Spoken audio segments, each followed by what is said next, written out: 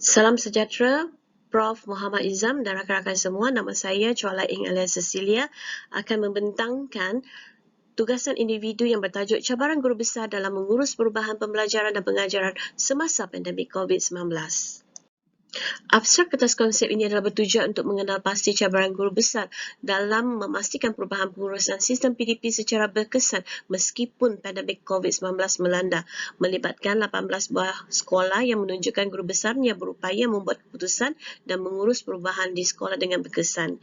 Implikasinya adalah dilihat dari segi aspek perubahan dasar kurikulum, pelaksanaan latihan dan amalan-amalan yang diterapkan oleh pentadbir, guru dan murid itu sendiri. Dan kesimpulannya, perubahan pengurusan dalam sistem PDP semasa pandemik perlu dilaksanakan di sekolah secara drastik agar matlamat dan hala tuju sekolah dapat dicapai.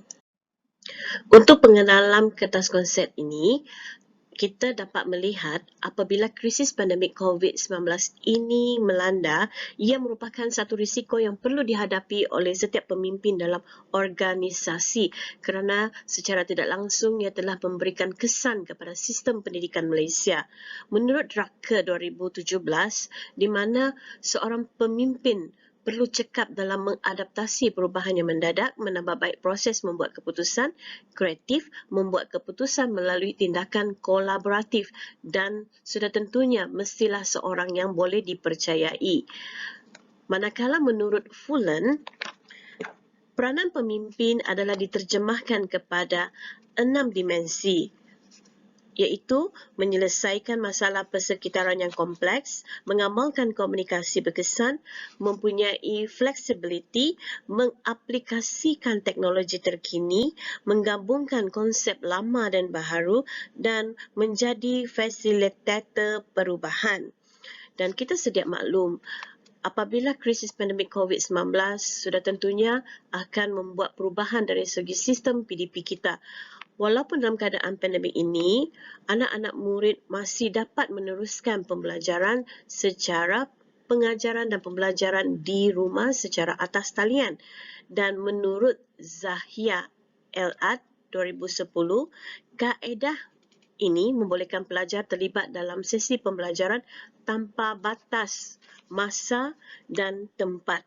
Dan cabaran guru besar dalam mengurus perubahan bagi memastikan pelaksanaan PDP dapat berjalan secara berkesan. Saya memilih teori kepimpinan transformasi Leadwood 1994. Dalam teori ini, terdapat 7 komponen kepimpinan transformasi iaitu membina visi dan matlamat, menyediakan rasa intelektual, menawarkan sokongan secara individu, menjadi teladan terhadap nilai-nilai penting organisasi, menunjukkan prestasi yang tinggi, membina budaya organisasi yang kreatif dan membangunkan struktur dan menggalakkan penglibatan dalam proses membuat keputusan. Kepimpinan transformasi Leadwood mengajar pemimpin menjadi ideal dan teori ini sangat sesuai saya jadikan sebagai rujukan pada kertas konsep ini di mana guru besar perlu mendorong dan mendapatkan sokongan daripada guru-guru untuk membuat perubahan demi mencapai matlamat organisasi.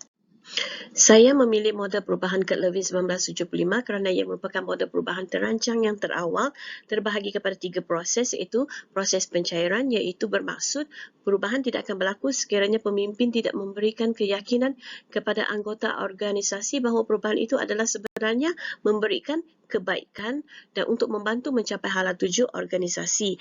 Yang kedua adalah proses peralihan dilaksanakan bagi menggerakkan organisasi atau kaki tangan ke arah yang lebih baik serta pembangunan organisasi secara keseluruhan. Dan akhir sekali adalah proses pembekuan semula di mana apabila perubahan itu berlaku, gelagat atau tingkah laku baru akan dibangunkan. Maka pembentukan sikap dan struktur baru hendaklah dibekukan dan dijadikan sebahagian daripada kehidupan baru organisasi. Bermaksud pendekatan lama tidak akan digunakan tetapi telah diubah menjadi pendekatan baharu. Kajian literatur bagi cabaran krisis pandemik COVID-19. Menurut Rahayu, Shah, Noor dan Wan, krisis pandemik COVID merupakan satu risiko yang perlu dihadapi oleh semua pemimpin di dalam organisasi supaya mereka perlu bersedia memahami dan mengambil pengurusan risiko agar satu budaya kerja baharu dapat dilaksanakan. Dan menurut Abdul Halim 2021, sistem pendidikan itu sendiri perlu mewujudkan satu mekanisme baru apabila sekolah terpaksa ditutup. Kajian literatur untuk cabaran guru besar menurut Greenwich, pemimpin perlu meningkatkan motivasi pengikutnya untuk membuat perubahan dan melaksanakan kerja di luar kebiasaan. Yang kedua adalah kepimpinan merupakan satu keperluan penting pada masa kini untuk proses penguruhan perubahan bagi menghasilkan ciptaan-ciptaan baru yang kreatif dan inovatif. Dan seterusnya, menurut Fullens, Myers dan juga Allen, pemimpin itu perlu mempunyai soft skill, komunikasi berkesan dan juga mempunyai satu pasukan yang mantap untuk melaksanakan perubahan organisasi. Kajian literatur untuk pengurusan perubahan sistem PDP, terdapat beberapa kajian awal yang dijalankan bagi melihat cabaran dan kesediaan pemimpin itu dalam mengurus sesi pembelajaran dalam talian, dan ada juga murid yang paling terkesan kerana mereka terpaksa beralih daripada amalan pembelajaran secara bersua muka kepada atas talian semasa negara menghadapi impak wabak COVID-19.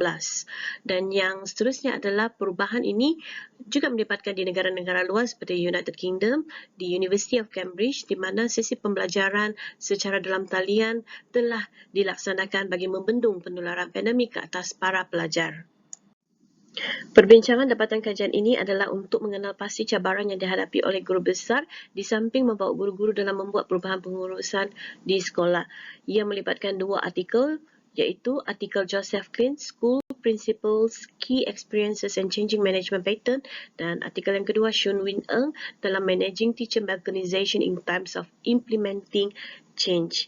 Ia adalah tentang perubahan pengurusan yang berlaku di sekolah untuk memastikan kemanjadian murid dan kualiti sekolah dapat dicapai dengan melibatkan ibu bapa dan komuniti setempat.